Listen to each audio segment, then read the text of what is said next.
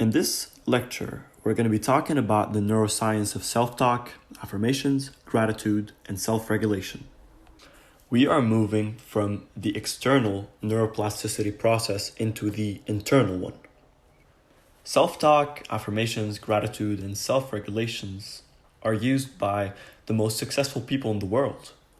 And there was a lot of research that confirmed that indeed all of these different concepts helps the brain a lot, and long run it helps with neuroplasticity for sure.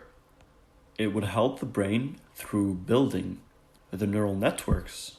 It helps the brain building links between neurons, and then it helps with neuroplasticity because it reinforces it in a beautiful way. We're going to start off by talking about introspection or self-talk. And when you say self-talk, you're saying introspection. Self-talk can be cheerful and supportive, or negative and self-defeating. It combines your conscious thoughts with your unconscious beliefs and biases. And this is how your brain processes and interprets daily experiences. When you see a girl looking at you, what are you going to say to yourself? You're probably going to say, she's attracted to me.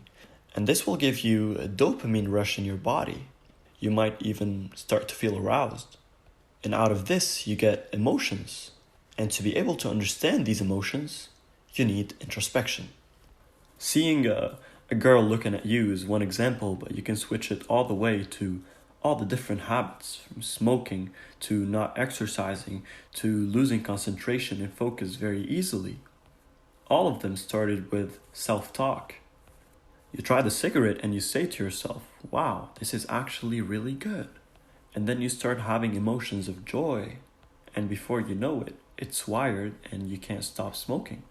So always be careful what you're talking to yourself, how you're using the self-talk. Are you talking positive thoughts into yourself or negative thoughts? Because remember, these would affect emotions, and emotions can cause, through the process of neuroplasticity, they can cause a huge disturbance. Now moving on, we're going to talk about affirmations. And for those of you who don't know what affirmations are, I'm going to give you a quick example about Tony Robbins, who is one of the people who uses affirmations and tells people to use them as much as possible.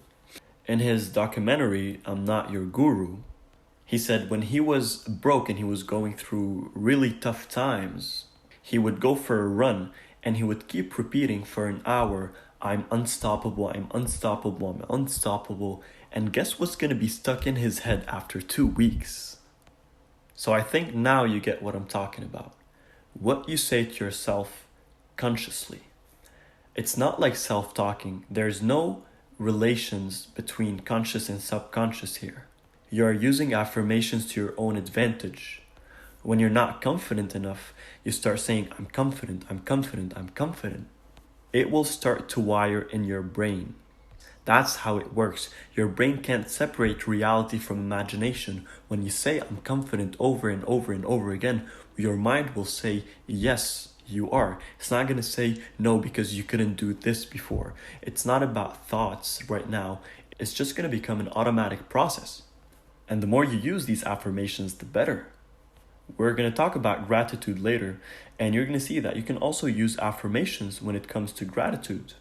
Just imagine walking for half an hour, looking around you and just saying, thank you, thank you, thank you, over and over again. Imagine repeating for half an hour, I'm grateful, I'm grateful, I'm grateful, I'm blessed, I'm blessed, I'm blessed. You will definitely feel gratitude.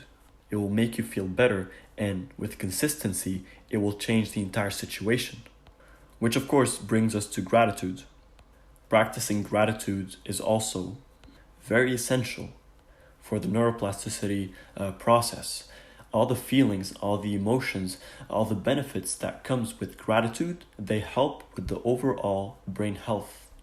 They let you avoid a lot of mental problems, a lot of negative thoughts, and they've been found to actually help with a lot of mental health diseases. And the technique is simple. Use the affirmations. This way you're being grateful.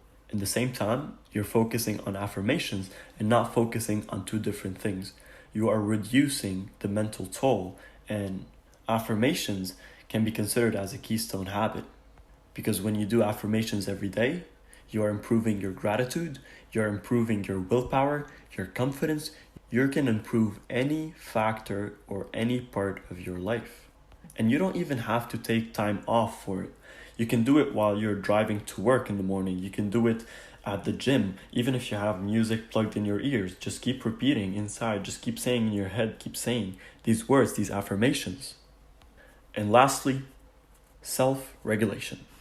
Despite all the different factors out there, you can control your thoughts and your brain. Nobody can control your thoughts and your brain more than you. There might be limitations, there might be an extent, but there are also solutions to make yourself stronger and control these thoughts and these emotions and control your overall brain better.